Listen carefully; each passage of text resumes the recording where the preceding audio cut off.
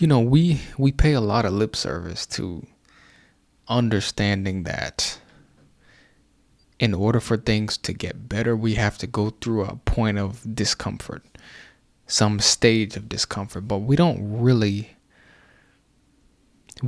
believe that.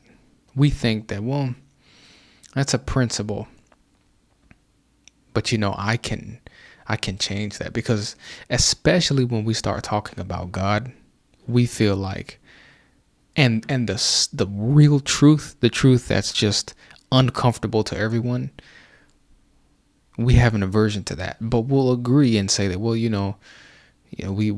we do have to go through these moments of discomfort in order to grow as people, but do we really think that though? You know, part of this is that we have to have uncomfortable conversations, like the conversations that we have on this channel, and that's inevitable. We have to go through this. We have to talk about something that no one really wants to talk about, that people are,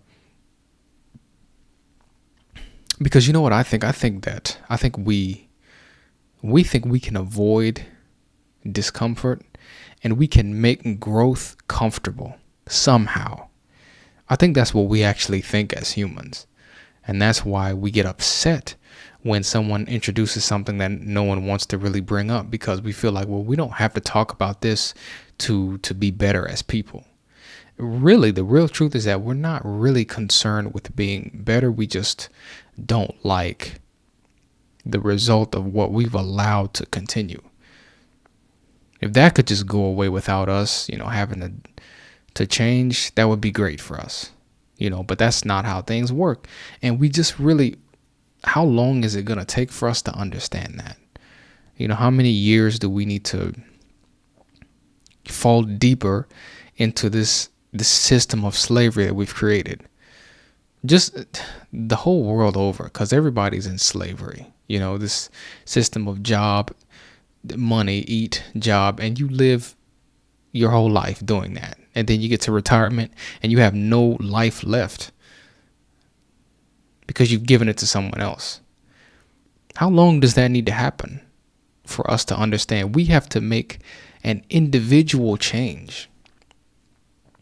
And I can add here too, we think that, I don't know what we think when it comes to, because we'll feel like, well, you know what? Someone's got to do something. That's what we'll say to ourselves. And we never say, what can I do? Let me ask you something. If everybody thinks that someone else should do something, who's going to do anything? If you watching this video think that, well, there's really, what can I do? You'll think, what can I do, for maybe 3 seconds. And then you go back to thinking about yourself for the rest of the day. And so does everyone else. Everyone else does the same thing. That's why we get nowhere. Because we're selfish. No one wants to get here and just say, you know what? And we're learning slowly, because the Holy Spirit is influencing. He's working on people's minds, but then you have Satan over here who's doing a bunch of stuff too. So you can see that there's a struggle happening here, and we should be mature enough to understand that this really is. There's no. Some of us don't believe in God, but it's not really about whether or not you believe. It's just when you're forced to see that there is something beyond what we can control. It's just about when that's happening. If you don't believe in God yet, it's just because it hasn't happened for you yet, or it's something happening you didn't want to see it, because there's this stuff that's happening here is beyond the scope of what humans can do. There's obviously forces at play here, but what I'm saying is, we have a struggle here of people who are waking up to what we're saying here, and people who are resisting it, and there is a huge chasm opening between the people who do see and the people who don't. There's just two sides, and I suppose I'm talking to right now the people who are willing to see, who do want to see. How is it that we're going to make any change if we barely think about what we can do personally to help someone else? How are you going to how is anyone going to make a change if everyone is seeking to help themselves? And God already said to us, when you serve someone else, you're doing that. You're basically, you would call that working to God. So that basically means you do something for someone else for God's sake, because that's what he would have you do. It's not like you're really doing it because that person is deserving of it. You're doing that because that's the principle of how humans are supposed to interact. We're supposed to help each other. That's what he's talking about. So we just have fallen into this, we're more annoyed and irritable and just all of these different things. And you can see it happening too. I mean, I lived here. I'm up around by Canada, or just a few hours from Canada, and it's to the point now where just a few months ago I could notice a huge change in just people's demeanor. When I first got to where I live now, people were nice, and this is a quiet little town. But these people now are irritated. They're upset. And there's really nothing that has really just been something that we can point to in recent, times, just with government and different things like that can just say, yes, this is the thing, like what happened in 2020. You know what I mean? It's almost like it's just people are starting to, we're realizing that we are in a gilded cage here, and no one wants to step up and be the person that really gets egged, because people like me, we get egged. There's people who are going to say, if these videos ever gain popularity, there's going to be people under these videos who say, I can't stand what you're saying. This is a bunch of mess. And they won't provide any evidence for why they disagree or offer any other solution. They'll just be there to say, no, this is not. And see, that's exactly what I'm talking about. When you have these types of conversations and, when you encroach on territory that's sensitive to people and their minds, that kind of defines who they are, what they think about the world, they will fight you. They'll fight you on that. And that's what we do. That's why we don't like to have uncomfortable conversations. You know why? Because we feel embarrassed and ashamed. Like this stuff that really just lays out how humanity is, but in a personal way. Because you know what? We don't mind surfing the internet, just looking at things about humanity and how we are, what we need to work on, what we need to improve on, but then when it really gets down to something that's almost, it's too strong of a message for us, we fight that. Because there's a niche of videos where this is how humans are. If you're this way, this is your problem. How to know you're a narcissist, all of this stuff. But then there's certain things that we just have no tolerance for, and these certain things are the real message of the gospel. Because I'm telling you, the gospel and the real truth are not. They're disliked. They're always going to be disliked. All of these people who were sent to Israel during, the days of the kings and, John the Baptist and then Jesus, people did not like them. That's because they were telling people straight.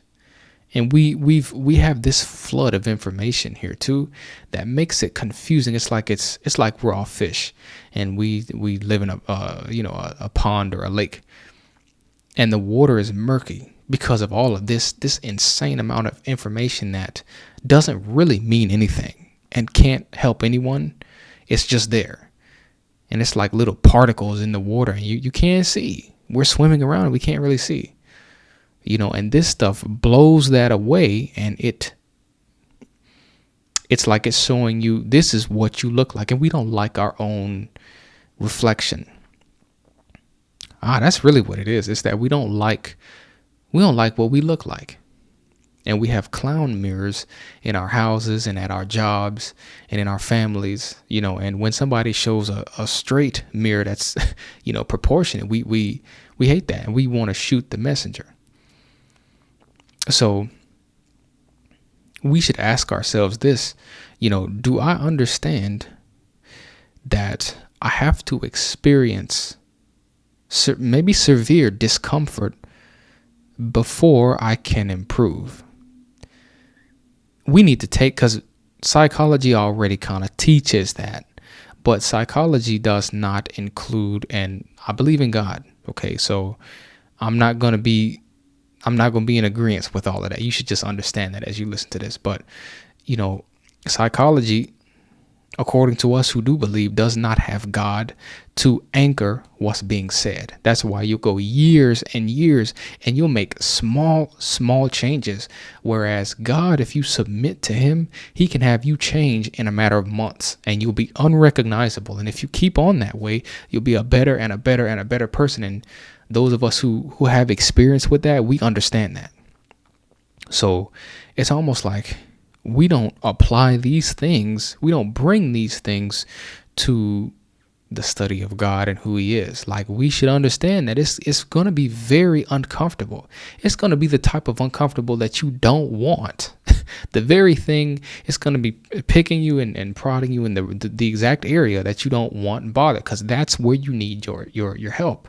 And God knows that because he knows you. You don't know yourself. That's why you go years and you have to pay thousands and thousands to these people who you sit across from, and they try to know you and you try to know yourself too.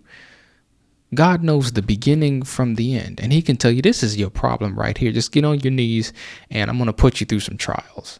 And if you resist and you're faithful, then you'll come out born again. That's what that's about. So it's almost like, are we ready or not, to make these changes? Are we ready to be selfless enough to look for ways that we can help other people? Because that's all it is. It's just whether we're ready for that or not. And we get so upset and we want to blame God and say, where is he? Why is he not? This is something you have started. Your ancestors have started this. And all God is doing is allowing you to see what your frame looks like. And you don't like that. That's not his fault. That's your fault.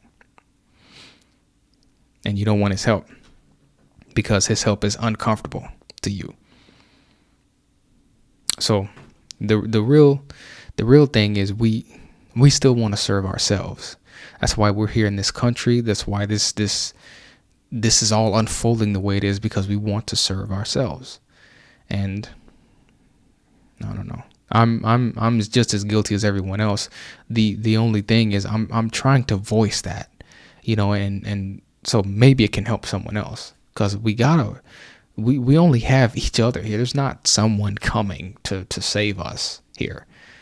We were given a job to do on this earth, which was to spread the knowledge of, and to come into really what we think is a law that was done away with, which is the law that God gave to his people so they could be an example.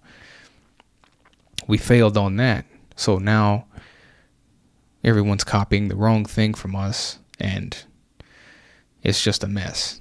So are we ready to be selfless yet and come out of because it's almost like God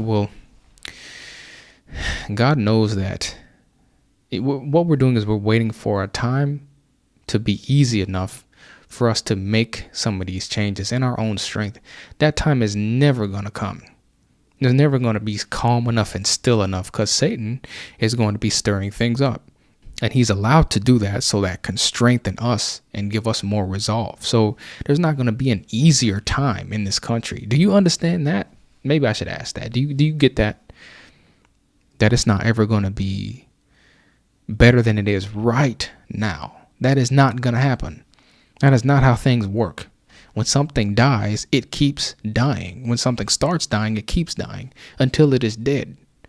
And then, the members of the earth who are assigned to that area, the decomposers and stuff, they come and they do their work and it returns to the earth.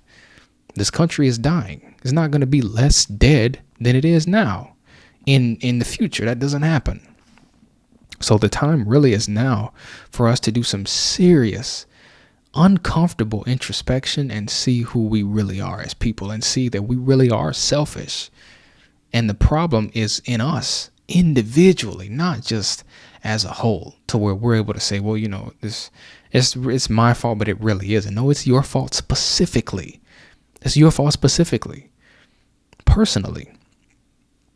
just like it's my fault if I don't at least get out here and say something about this, like what I'm doing. So, shame on us.